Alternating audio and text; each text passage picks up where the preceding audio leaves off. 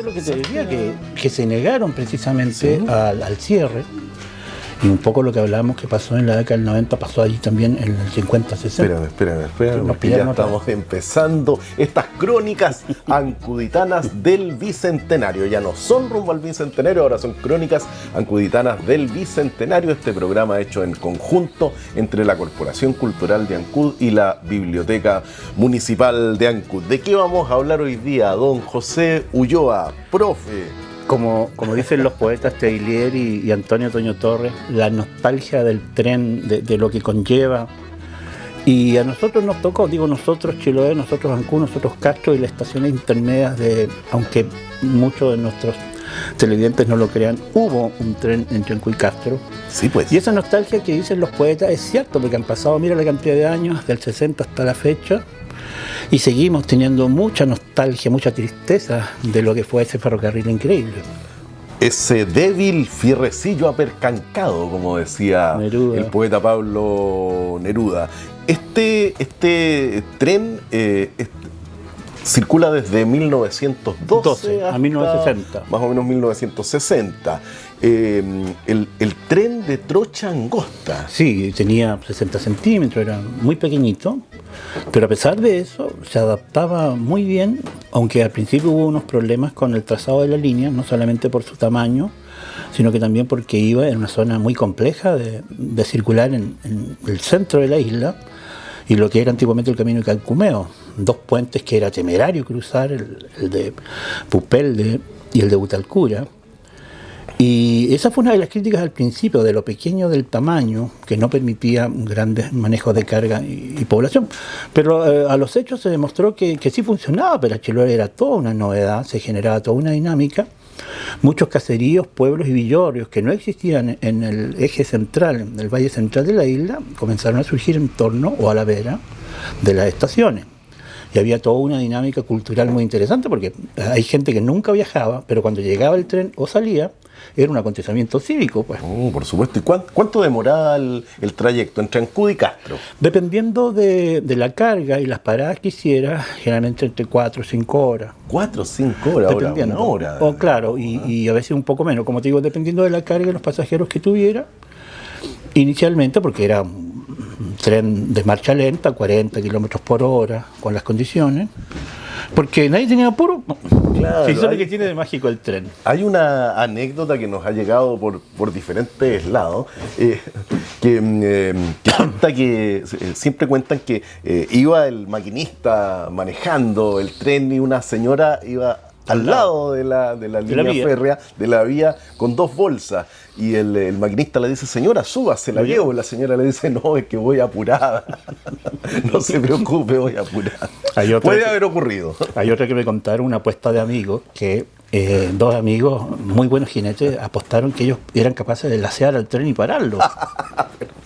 Y dicen que fue cierto aquí en la cuesta de Pudeto, donde obviamente el tren bajaba mucho a la velocidad. Y yo creo, porque eran parientes los caballerangos, los caballeros, y le habrían laceado el tubo de la chimenea, digamos, del tren, como iba subiendo tan fácil, te aseguro que lo hicieron. Y seguramente con algo de chicha en el cuerpo, pero que lo hayan detenido una máquina no, era difícil. Pequeña, pero lo hicieron como una apuesta. Está difícil. Se ha conservado bastante fotografía de las estaciones, de gente en el tren, los trabajadores, pero solo un video es lo único que se conoce, que aparece en este DVD de presentación del libro Entre Barcos y Trenes de Editorial Oqueldán, el libro de Juan Pedro Miranda. Este es el video de presentación y ese video es cortito, son alrededor de 20 segundos, ¿no? Es el único registro fílmico que hay del tren, más o menos en la década del 50, y eso se debió gracias a un profesor, un académico que visitó Chiloé de origen escandinavo, Ramström, era, si no recuerdo mal el nombre, que estuvo en Chiloé, viajó y lo fotografió y lo filmó en una cinta de 16 milímetros que se conservó en ese trabajo. Y generaba todo un movimiento, como te decía, de interés por lo extraordinario de sus características, pues. Sí, varios escritores, también varios poetas se inspiraron en nuestro ferrocarril de trocha angosta. Jorge Tellier, Gustavo Boldrini, que tenemos acá. Destaquemos a Gustavo Boldrini porque él realizó hasta la fecha el estudio más completo de la historia del tren de Ancud y Castro, con recuperación documental, con crónicas de la época, con fotografías. Así que gracias a Gustavo Boldrini tenemos todos estos antecedentes, que el libro está publicado, se publicó aquí en Ancud por el Centro de Folclore del Magisterio en la década del 80, un excelente trabajo, y esa es otra crónica de recopilación de cuentos y ensayos de Gustavo, que era un gran conocedor de Chiloé y excelente escritor también. A mí me gusta mucho su forma de escribir, es muy agradable. Y con ilustraciones de Germán Aristizábal. Muéstrate un poco eso porque tiene que ver... Sí, aquí, por ejemplo, acá en este documento, Ancud, la estación de la memoria del tren de Chiloé, 1912-1960, aparecen fotografías. Vamos a mostrar primero las fotografías, pero aparecen también algunos dibujos de Aristizábal inspirados en el tren, en el ferrocarril, que con su amigo Jorge Tellier incluso hicieron varios trabajos donde la gran inspiración es el tren. De acá estoy viendo uno de los libros que están en la biblioteca, retratos de Jorge Tellier, de fotografías y testimonios, y aparece justamente un tren, que no es el de Chiloé, pero aparece un tren ahí, ¿eh? El poeta Toño Torres también hizo una paráfrasis muy bonito porque estaba precisamente inspirado en el trabajo poético de Tellier y desarrolló mucho eso, porque esa nostalgia que es cierta, que lo sentimos hoy, porque todavía viven en Ancud, en Castro, en Butalcura, en la zona de Punta, de Mocopulli, muchos todavía ex trabajadores o hijos o nietos de ex trabajadores que conservan, atesoran, mejor dicho, fotos, recuerdos, porque generó toda una dinámica, y no solamente una dinámica desde el punto de vista laboral, sino que una identificación con lo que los trenes han generado en todo Chile. Y no es un tema nostálgico de poeta, es un tema...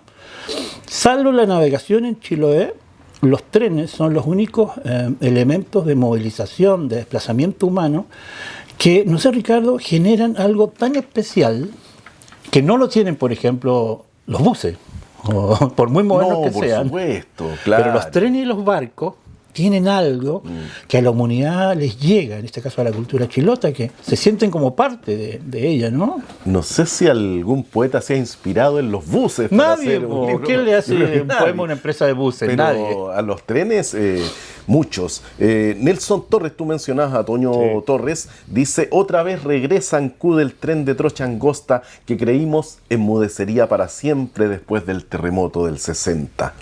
Pasado el cataclismo, fueron solo apariciones nebulosas en la retina de los que viajaron y trabajaron en él. Pero hoy, y a plena máquina, como si Dios tirase en reversa la palanca del tiempo, el ferrocarril, sus góndolas y su gente carrilana retornan en convoy por la calle Prat, desde el barrio La Arena y su ramal de Lechagua, entrando orgullosamente engalanados a la estación de la memoria de Chiloé. Nelson Torres. Este tren partía acá en Lechagua, ¿no? Y tenía, como dice Toño, su ramal a Lechagua. Claro. Una línea que pasaba en medio del histórico barrio palafítico de La Arena y se iba por lo que ahora es calle San Martín, Fátima, hacia Lechagua, hasta Punta Cholú. Ahí tenía un embarcadero para madera y carbón. Y hay vestigios ahí. Aún hay vestigios que fueron después sepultados en parte por el mega tsunami del 60. Pero una de las críticas que se le hacía al ferrocarril era que cuando pasaba por el barrio La Arena, como era de carbón y de leña la locomotora, saltaban muchas chispas y las casas eran todas de tejuela de alerce. Entonces muchos decían, oye, esto es muy peligroso, va a caer una chispa o chispén al techo de tejuela y va dentro del barrio. Nunca pasó nada, si el barrio se lo llevó el tsunami, pero el tren todo lo contrario, era un espectáculo. ¿Te imaginas ver por el barrio palafítico un tren? No, por supuesto. Y tuvo que ver el terremoto en que ya no circulara más el tren, porque fue justo el año 60. El estudio que hemos mencionado de Gustavo Boldrini y otras crónicas de la época, sobre todo periodística, en los diarios, hablan de que más que el terremoto, que fue tragedia o fue destrucción total del archipiélago y toda la infraestructura bordemarina, incluyendo la línea del tren, el tren venía con supuestos problemas de financiamiento, ya en la década del 50. Pero resulta que los testigos y las crónicas de la época dicen que no, que el tren se financiaba, pero que había una decisión oscura y oculta de Ferrocarriles del Estado y autoridades que no querían ampliar o modernizar el tren. Y cosa curiosa, pues, a pesar de que venía lleno de pasajeros todo el tiempo, los trabajadores eran extremadamente dedicados, los números, según las empresas del Estado, no cuadraban o hacía imposible una modernización con sus propios recursos. Pero otra vez el Estado dejando que el tren se perdiera. Y curiosamente fue lo que pasó en el 90. Claro. La historia se repite. Sí. Mira lo lindo que escribe. Más bien el terremoto habría sido un pretexto para terminar con Mira, el tren, si el ¿no? Estado tenía razones encubiertas para destruir o dejar que el tren muriera, créeme que el terremoto de 60 le hizo el trabajo. Sí, acá tenemos un dibujo de Germán Aristizábal. Muy lindo. Con un tren con una concha de caracol. Sí, por lo lento. Por lo lento debe haber sido. ¿Eh? Eso era coloreado, nosotros lo tenemos en el original, sí, coloreado. el original es en colores, esta imagen está fotocopiada, así que está en blanco y negro. Y con un poema de Jorge Telier, de un trabajo que hizo en conjunto con Germán Aristizábal, que tiene que ver con los trenes. Trenes de la noche y trenes que no has de beber. Trenes que no has de beber y trenes de la noche, correcto, de Jorge Telier. Hay que amar la locomotora como un gran animal doméstico, amar sus resoplidos, sus nubes de vapor, la lluvia de hollín con que te bautiza cada estación, dice el poeta Jorge Telier, y lo representa el pintor Germán Aristizábal, que tiene mucha relación con Chiloé, Valdivia, Estuvo con el sur de Chile, estuvo radicado en el acá. sur, en Chiloé, en Castro, muchos años, un gran aporte, tremendo artista Germán. Ahí igual, mira, parte de la historia que documentó también Boldrini. Cuando se hicieron los primeros trabajos comenzaron en el año 1908, 1909, se inaugura en 1912, en abril, por eso lo recordamos. Fue relativamente rápido, pero muy sacrificado, porque imagínate que el bosque era densísimo en el centro, en el valle central de Chiloé. El trabajo se hizo con bueyes, a pala y picota. Claro. Unas legiones de trabajadores que trabajaban con mucho, valga la redundancia, con mucho esfuerzo, porque creían que iba a ser un aporte extraordinario. Imagínense, en ese tiempo un tren en Chiloé era sinónimo de absoluta modernidad y futuro. Absolutamente. Pues. Claro. El contrato fue por la suma de 2.950.000 pesos. Era plata en la época. Estamos hablando de 1909. Claro, en 1909. Correspondiente al establecimiento de una vía, puentes, estaciones con sus servicios respectivos, un malecón en Castro para la ubicación de la estación, 2 muelles en la misma ciudad y otro en Lechagua. Eso igual es notable, porque primero confirma que sí existió la senda de Caicumeo, que era legendaria, que lo habrían abierto en los tiempos de españoles, pero que ocupaba sectores como por ejemplo la recta de Butalcura, que era bastante extensa y eso facilitaba mucho, entre comillas, reconstruir o poner la línea y los rieles allí. Lo más complejo fueron los puentes, en el caso de Puntra, fundamentalmente, Butalcura, y Pupel de Bajo. Eso fue lo más complejo por su extensión y las características. Todo de madera, salvo obviamente los rieles y el relleno de ellos. Pero fue un trabajo ciclópeo. 3 años de mucho esfuerzo. Tremenda obra de ingeniería, y esto a principios del siglo pasado, 1909. Claro. ¿Eh? La estación igual es un tema que nos interesa mucho, Ricardo, porque tú sabes que Ancud es la única lugar en Chile que conserva la estación. Lamentablemente, ahí vemos una foto coloreada de la estación de Ancud en 1910.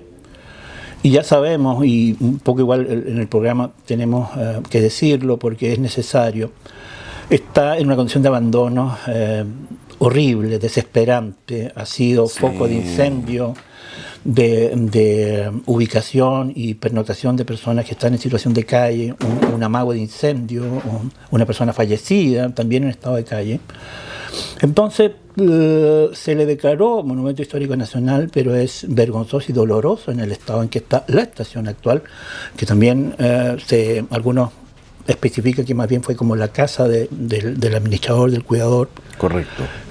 Pero, comillas, para todo el mundo es la casa estación. Y no puede ser que esté todavía un Monumento Histórico Nacional en esas condiciones, a pesar del trabajo de conservación que hizo el capítulo de Chiloé de la Escuela de Arquitectura, de los arquitectos de Chiloé.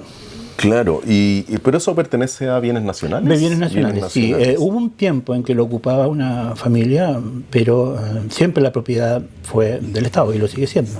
Bien nacional en este caso. Claro, hay que hacer algo con eso, o sea, inmediatamente. Está a la espera está a la espera precisamente de que hagamos algo, porque si algo extraordinario tenía el tren, era que convocaba a toda la población. Gracias a mira, estamos al ladito de lo que era la notaría de Ancud, muchas personas se van a acordar del notario don Juan Roberto Arias, que en paz descanse. Él igual facilitó unas fotografías de los trabajadores. Sí, hay fotografías de los trabajadores. De él como las conservaba. Claro. Por eso era muy buen conservador, don Juan Roberto, lo echamos mucho de menos. Nos entristece recordarlo, pero él era un mecenas, era un bibliófilo también. Y tenía una muy buena colección de fotos del tren. ¿Por qué los trabajadores? Porque los trabajadores prácticamente no había familia, igual que los bomberos, ¿eh? No había familia en Ancud que no tuviera un pariente que trabajara en el tren. Correcto. ¿Te fijáis? De hecho, volvamos a mostrar esta foto. Aquí hay un pariente tuyo en esta foto, ¿no? Hay como 3 parientes. Está toda la familia. Está toda la familia Ulloa Trujillo allí. Entonces, el vínculo es cierto, y no solamente en mi caso, en mi familia paterna, sino que... aquí está. Ahí está. No había trabajador. Ahí está. No había trabajador. ¿Cómo se llamaba el tío? No, era mi abuelo. ¿Tu abuelo? José Jorge Ulloa, mi abuelo. José Jorge Ulloa. José Él era el Jorge carpintero del ferrocarril. Y ahí, en el caso mío y en el caso de muchos ancuditanos y ancuditanas, no había trabajador que no tuviera su parentela. Y había una fiesta, era la famosa fiesta del riel, del ferrocarril. Y en esa fiesta, más que la fiesta solamente de los trabajadores y sus parejas y sus familias, era una fiesta de todo Ancud. Y dicen que los trabajadores carrilanos, se les llamaba, tiraban la casa por la ventana. Era una fiesta que coincidía en mayo, por estas fechas más o menos. Y era una fiesta popular, era una fiesta de Ancud. Entonces había una vinculación de los trabajadores con el tren extraordinario.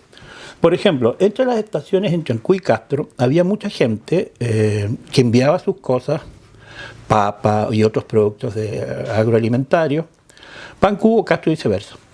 Y habían señales en las cuales los trabajadores, porque la línea era bastante amplia, silbidos, por ejemplo. Qué sé yo, venía un encargo de papas y el tren bajaba un poco la velocidad y lo dejaba caer. Entre medio. Era como un correo ambulante. Claro. Y esa costumbre se mantuvo muy avanzada. Incluso los buses más pequeños en los sectores rurales, góndolas, todavía se les sigue llamando góndolas, pues. Por el bus carril o monocarril, que fue lo más moderno, era diésel, que se incorporó en la década del 50. Sí, otro texto lindo. Otro texto hermoso de Jorge Tellier, también con una imagen de Germán Aristizábal, un dibujo de Germán Aristizábal, que también originalmente es en colores. En colores, sí. Y esta fotocopia es en blanco y negro. Pero, claro, Jorge Tellier dice: eres el único habitante de una isla que solo tú conoces, rodeada del oleaje del viento y del silencio rozado apenas por las alas de una lechuza. El tren. Ahí hay otra foto de los trabajadores de la maestranza, que más o menos estaría donde está la feria, hoy día un poquito más hacia el supermercado que está aledaño. Ahí estaba la maestranza. La maestranza igual era toda una dinámica. Sí, y ahí yo destaco lo de los trabajadores porque, por ejemplo, muchos trabajadores que eran carpinteros y algunos igual eran maestros de fragua, cuando empezaron a fallar los recursos del Estado, de Ferrocarril del Estado, para la reposición de material mayor o menor, como dirían los bomberos y repuestos, ¿qué hicieron los trabajadores? Empezaron ellos a replicar las piezas que faltaban, porque el Estado no las compraba. Y tanto así que prácticamente se volvieron autosuficientes y muy expertos en la fabricación de piezas metálicas, que era el mayor daño que sufría el ferrocarril. Para ellos la madera no era problema, pero por ejemplo en el caso de la góndola carril tenía asiento de madera. Para los carpinteros hacer un buen banco de madera era un juego. Pero llegaron al punto de mejorar sus técnicas de dominio de la fragua para hacer las réplicas de las piezas metálicas que faltaban, porque el Estado no las reponía. O sea, había una intención clara del ferrocarril del Estado de la época de dejar que el tren muriera. Y eso fue gravísimo porque junto con el terremoto precisamente condicionó su vida hasta el final. Correcto. Junto a esa fotografía que mostrábamos recién de la maestranza, está el texto de cómo informó el diario La Cruz del Sur el primer viaje, el viaje inaugural del tren. Diario La Cruz del Sur informó: a una señal dada, partió a las 10 a.m., no fue tan temprano. No madrugaron. Una hora prudente. El convoy, que se componía de 10 carros planos convenientemente arreglados, con más de 40 pasajeros y a cargo del señor E. Alvarado, empleado de la inspección fiscal. Los 36 y tantos kilómetros desde Ancud a Puntra se hicieron sin ningún tropiezo y entre la mayor animación de la comitiva, que solo de vez en cuando tenía que defenderse de las molestas chispas de la máquina. Por una rara coincidencia llegaron juntos a Puntra los convoyes de Ancud y Castro como a la 1 p.m. En la estación, de las 10 hasta la 1 en llegar a Puntra. En la estación los esperaba el señor Achiardi, dueño del Hotel Royal de Ancud, con un bien preparado almuerzo que la empresa constructora ofreció a las comitivas en una espaciosa ramada construida para tal efecto. Mira, aquí están los itinerarios de la salida tanto de Castro como Ancud. De Ancud el tren salía martes, jueves y sábado a las 8:55, un poco más temprano. Claro. Y llegaba a Castro a la 1:40, pasando por las estaciones de Pupelde, estamos hablando de norte a sur, Coqueao, sí, Puntra, Butalcura, Mocopuyi, Pipí y finalmente Castro. O sea, si no había inconveniente, salía a 5 para las 9, llegaba 20 para las 2 a Castro. Y al revés, de Castro salía los días lunes, miércoles y viernes a las 8:30, arribando aproximadamente a Ancud a la 1 o 13:19. Obviamente, nuevamente, pasando al revés, por Pipí, Mocopuyi, Butalcura, Puntra, Coqueao, Pupelde y Ancud. Ese era el horario semanal, a viernes. Y solamente Ancud tenía una salida los sábados. Obviamente descansaban los domingos. Claro, no salían todos los días. No salían todos los días y tenían una frecuencia interesante. Sí. Veamos otro texto de Tellier. Aquí en este dibujo aparecen ahí dos de los grandes referentes de la obra pictórica de Germán Aristizábal, que es El Tren, y Carlos Gardel. Por supuesto, no, gardeliano hasta la muerte. Y Jorge Tellier decía: ninguna ciudad es más grande que mis sueños. Volveré al invierno del sur cuando las raíces blanqueadas por la lluvia muestren la calavera del tiempo bajo el sorpresivo vuelo de carbón y nieve de queltehues que no se cansan de pedir agua. Ahí está la góndola Carril, por la famosa góndola Carril, mira. Esta era la góndola Carril. Claro, una góndola monocarril diésel, que era lo ultramoderno de la época. Y que también usaba por supuesto, claro, riel. Era riel, claro, pero era diésel, no era ni a carbón ni a madera. Correcto. Y ahí están los carpinteros, incluyendo a mi abuelo, que reconstruyeron, sobre todo el interior, que eran asientos de madera, como te digo, ¿no? Para ellos no era problema hacer eso.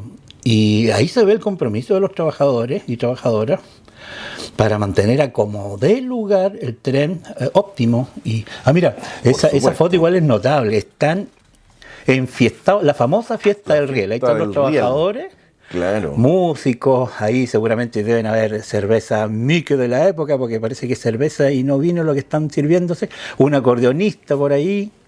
Como te decía, era una fiesta popular y era una fiesta de la ciudad, una fiesta cívica. Era la fiesta de los trabajadores. Claro, la fiesta del riel, la famosa fiesta del riel de los carrilanos y su familia. Correcto. Era un acontecimiento cívico en la ciudadanía ancuditana. Se sentían orgullosos del tren, orgullosos de su trabajo, de compartir. Porque como tú ves allí, era una fiesta popular, la fiesta del riel de los carrilanos. Sí, y tenemos también... junto con mostrar nuevamente la estación Ancud que está acá, tenemos también cómo informó el diario La Cruz del Sur el 3 de marzo de 1959 el último viaje del tren. Y después de ese ya no hubo más. Léelo, por Terminó la historia. Después de casi 50 años de funcionamiento, el sábado reciente se efectuó el último viaje del tren de pasajeros correspondiendo a la máquina 5060 a hacer el recorrido de ida y vuelta. Al regreso viajó en convoy con un carro furgón, uno con leña y 2 de pasajeros, registrándose el sugestivo hecho de que en el curso del trayecto debió dejar carga a orillas de la vía sin poderla conducir hasta Ancud por falta de disponibilidad. Pudo también comprobarse que los 2 carros llegaron repletos de pasajeros, confirmando así la necesidad de mantención del servicio ferroviario que todos los que deseamos el progreso regional consideramos indispensable. Nuestro público esperaba en la estación local la llegada del tren, que entró gallardo y altivo al recinto ferroviario, luego de explotar a su paso 2 salvas de despedida, que no debe ser sino transitoria.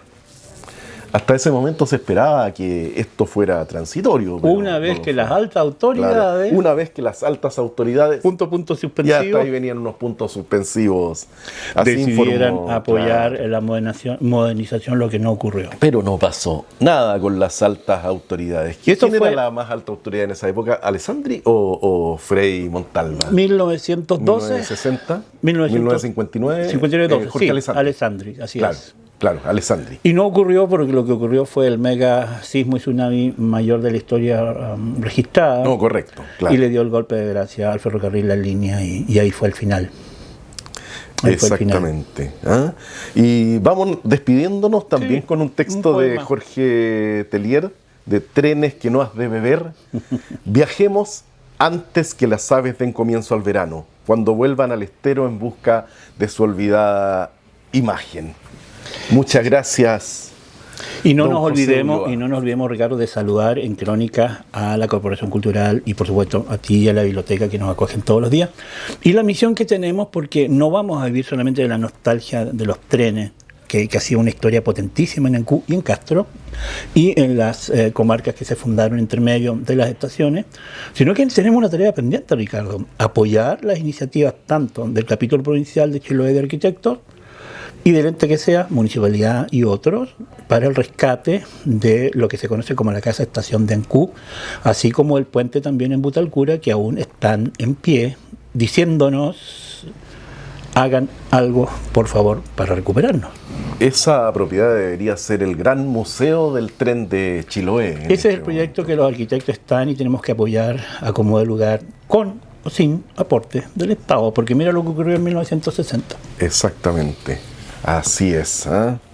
Nos vamos despidiendo. Nos vamos despidiendo con el llamado a hacer algo con esa estación de trenes de Ancud. Sabemos que pertenece a bienes nacionales, un museo del tren de Ancud. Y de Chiloé, porque involucramos a todo Chiloé. Claro. Y si se pudiera también poder pedir que vuelvan los trenes, que vuelva el tren a Chiloé. En estas crónicas sancuditanas, no te olvides. Muchas gracias. Estas son las crónicas sancuditanas del Bicentenario. Hasta pronto.